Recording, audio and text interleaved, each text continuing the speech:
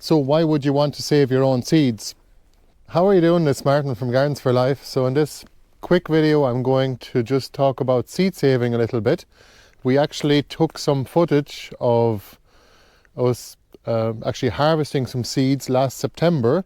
Usually late summer or early autumn is when you would harvest most seeds in the garden anyway. So before we get into the main topic, I just want to let you know that we're having a seed swap here in the Midlands of Ireland. So for those of you who haven't found out yet, it's not too late. On the Sunday the 10th of April, we're having it here in the Midlands. If you want to find out more, I'll put a link in the description below. So we've already been preparing some seed packets for the seed swap. You can see here we got like 50 wood mallow packets, and what else have we got? Yarrow, Portuguese kale, hollyhock jet black, that's a nice one, very unique flower, and tulsi or holy basil, Thai holy basil. Yeah, we'll keep making more packets now. Don't forget, our winter selection is slowly but surely fading away, and it'll be pretty much the last chance now in the next week or two to get your tubers and some cuttings. If you want to get some on our website, we have an online shop and I'll put a link below. All your support is highly appreciated. Thanks. You just bend it down into a tray and then you just shake them. So there's a few reasons to save your own seed, mainly because it'll save you money actually, because if you save your own seeds in your garden, well then you won't have to buy it in the shop next year, and especially because you will find that you'll have a huge surplus of seeds as well, because actually nature is really generous and it wants to provide you with an abundance if you give it a chance, and you will have a surplus of seeds if you save them yourself in your own garden, and then we like to give those away to our friends, gardening friends, or even to our audience, and let them grow all of the varieties that we're growing too. Heirloom varieties or heritage varieties of vegetables, for example, can stay true to type if you don't have another variety around that can cross-pollinate with them. And the best thing is you can actually keep those going for many years and even for generations. So when you go to a seed swap, for example, you might be able to find varieties that are actually not available in seed catalogues or even in garden centres and the likes. Varieties that have been grown and saved for many decades by avid gardeners that are probably local to you and you haven't known about, like us. We've actually found a number of different vegetables that we're actually going to grow now because we went to a seed swap last year. This is actually what Portuguese kale looks like when it flowers, and it is perennial, but it does go to flower every spring. Well, half the time anyway. I find half of our plants actually go to seed and half of them don't in terms of Portuguese kale. And you find that these actually, the flower heads are really nice to eat. They're like broccoli. You can see the seed pods are already forming, and they'll taken up and the seeds will actually form inside of those, and we'll harvest some of them. The only trouble is that we only have one Portuguese kale plant here in this particular garden. We have some other varieties of kale here, but they're not going to seed. Here's another fun variety of kale, Sutherland it's actually called, and seems like a really nice variety to grow. It's a new one. It's also perennial as well. You can never have enough of the old perennial kale. Well, there's actually very little you need to do in order to save seeds. Now, you can get quite technical about it if you want to, but you don't have to, especially if you have a perennial garden like a wood chip mulched forest garden or a no-dig garden as well. Oftentimes with the likes of biennials, or plants that actually bulk up in the first year and then make flower heads and seeds in the second year, such as the carrot or even all of the brassicas like kale, for example. You can actually just leave those planted and leave them there over the first winter, and then in the next spring you'll end up with seeds basically, or actually in early summer of course. And that's what we do with most of our kale. Now it does help to actually have them planted in completely different sections of the garden and keep a distance between them just so they don't cross-pollinate as much.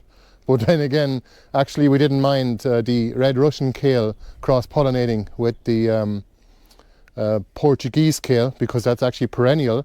Can you imagine what kind of mix you'd get? Well, we're about to find out, because we just harvested some seeds of those last year. I'll just show you a few examples of plants that we actually harvested seeds from last autumn, and hopefully it'll be useful to you later this summer. This is the beginning of September actually, and some of the plants here are ready to be harvested, especially the marigolds or calendula and the great mullein. You see the yellow flowers way over there? That's Olympic mullein. They're still in flower now, and these are actually great mullein, and you can see they've already finished. And the seed pods are starting to open, and it's actually going to rain now today, and they're nice and dry at the moment, so we're going to cut them and put them into a bag, and then we'll get the seeds out of them. Okay, I have a little assistant here that can cut it. Can you cut it about this size here?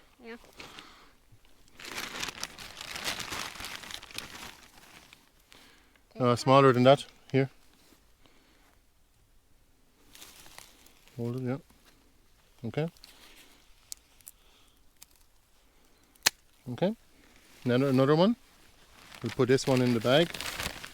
There'll be seeds falling out of that. You can see them already. Okay, so we have 4 or 5 of them now. Get one more. We'll take one more, cut it here. You? Okay, thank you. You can see the pods are already opening. We'll collect those first, and we'll bring them into safety because it's about to start raining. So we simply just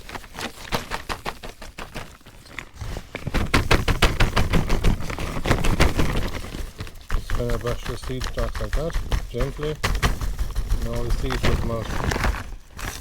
You can see them here. There's a few more here, look, 2 huge big long plants. In medieval times, they used to use this as a torch actually. They dipped it in some kind of oil or tar. But we'll just take it for seeds now. I'm sure there are many other reasons, but we want to keep this video short and quick. Just one other thing is that it's actually really good to save your own seeds for food security as well, because you'll have all of these varieties that you know do well in your climate and in your particular microclimate and garden. And in your soil for that matter, because they will actually be much more resistant to any kind of diseases or climate change as well. Any kind of fluctuations in the temperatures, for example, or if the weather gets rough, as it does in Ireland oftentimes, as you'll all know if you're from here, you will find that varieties that have been grown here and saved year after year will be much hardier, and they'll do much better in our climate or in your climate if that's where you're harvesting them. Okay, we got a couple of tubs, brand new ones, just to make sure we keep the seeds very clean. I'll bring this bag to the van here. Okay, next is calendula. These are the seed heads. They've already gone dry. We will simply pick them up and just drop the seeds in here.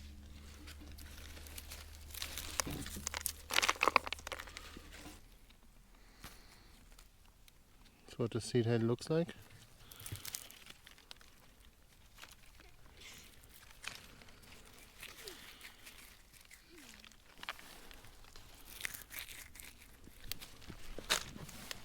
You can collect some seeds too. You want to collect some seeds too? Yeah. Look over there, there's some dry seed heads. Can you get them? Yeah, these ones, yeah? The dry ones. Look at the brown ones. This is ready. Can you pick this? That's the green one. Pick the whole thing, yeah? And put it in the tub here.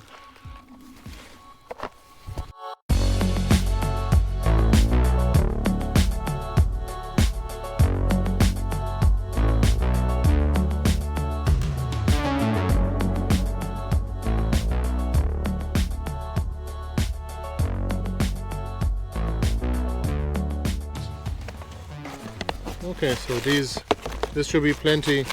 This should be plenty of seeds for next year. And we're just gonna take away all of the smaller, all these fluffy bits. They're not gonna actually grow. They're not viable. But there'll be plenty of little seeds here in between. See all these. Especially fruits actually do better from cuttings, like grafting apple trees or plum trees, for example, or taking cuttings off the likes of gooseberries or currants, and that way you get the same variety again in a new plant. So you're actually better off doing it that way rather than gathering seeds. But you could do if you want to breed berry plants. But here I want to show you, you can also take cuttings from a kale plant and just plant them that way, and it'll take off fairly quickly in comparison to a seed. But during a growing season, a perennial kale plant, for example, Portuguese kale, will do fine anyway. It'll grow to full size in the first year, I can guarantee you, if you plant it straight into compost or a no-dig bed. So here is the extra bonus plant. It's actually poppy. We did find some in the garden. You can even hear it when you shake it. Now look, you just bend it down into a tray and then you just shake them.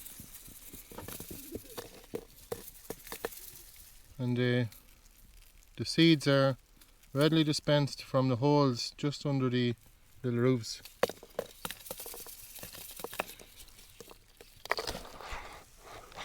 Oh, we'll take the rest of these too, because it's actually starting to rain now.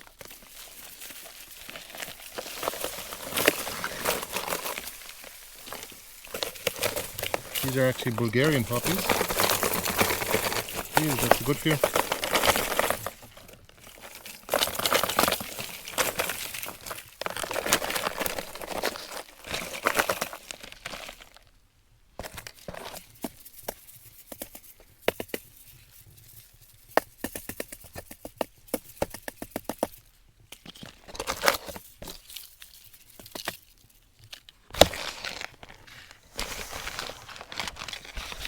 Look at how many seeds you can get.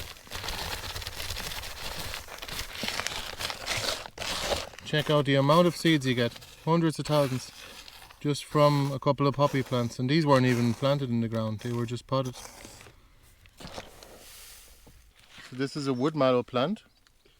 It's known as Malva sylvestris. And here's the seeds. They're actually in the form of a little wheel. That's why the plant is also known as cheeses.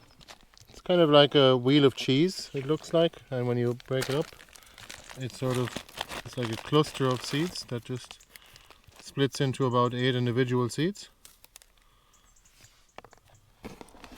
And these are not fully dry yet.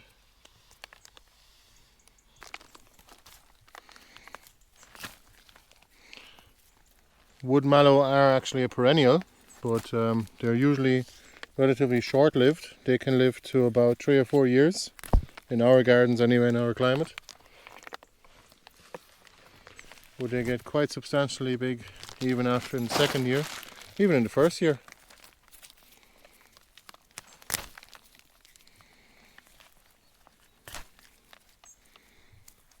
Even in the first year of September. Yeah, when you plant them. Yeah. Oh. First year after planting. Okay. Now, we have plenty here now. So we're going to separate them after they dry a little bit more. And we'll put them in the greenhouse for now. Thank you. We got another sponsor for our raffle at our seed swap. It's actually Klaus and Joanna from Green Vegetable Seeds. And look what they gave us. They were being very generous. Thank you very much, guys. We got all of these seeds. Look at that. Lots of different seeds. And we got a pair of gloves. Lovely. And we got one of Klaus's books. In case you don't know Klaus, he is an author and he writes books about growing vegetables and fruits too.